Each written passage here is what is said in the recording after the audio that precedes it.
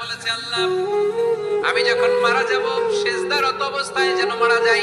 ঠিকই আল্লাহ সেজদারত অবস্থায় সাইয়েদনা আজরাইলকে পাঠিয়ে দিলেন। সেজদারত অবস্থায় লোকটা মারা গেল। 500 বছর ইবাদতের পরে আল্লাহর দরবারে কিয়ামতের কঠিন ময়দানে যখন লোকটা হাজির হয়ে যাবে, আল্লাহ বলবেন, আদখিলু আবদি আল জান্নাতা বিরহমাতি, আমার বান্দাকে আমার দয়া আমার ভালোবাসা দিয়ে জান্নাতে ঢুকায়া দাও।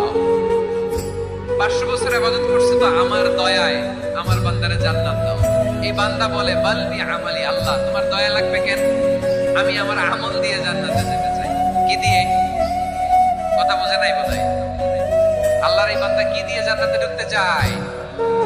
আমল দিয়ে। আল্লাহ বলছে, আমার দয়ায় আমার বান্দারে জান্নাতে নিয়ে যাও। ফেরেশতারা এ বলে, আল্লাহ তোমার দয়া লাগবে কেন? সেজদা তো কম দেই নাই, জিকির করতে করতে 500 বছর শেষ করে দিলাম, আবার তোমার দয়া লাগবে?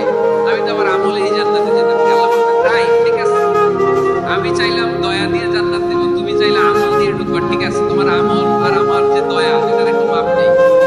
তোমার 500 বছরের ইবাদত এক পাল্লায় রাখো। আর আল্লাহ বললেন, আমি যে দয়া করে এই দুনিয়ার নাজ নেয়ামত বিউটি সৌন্দর্য দেখার জন্য তোমার দুটো চোখ দিয়েছিলাম, দুটো নয় একটা চোখ আরেক পাল্লায় রাখো। রাখা হবে, দেখা যাবে ওই 500 বছরের ইবাদত হালকা হয়েছে আর মুহূর্তের মধ্যে আল্লাহর দেয়া একটা চোখের নেয়ামত ভারী হয়ে গিয়েছে।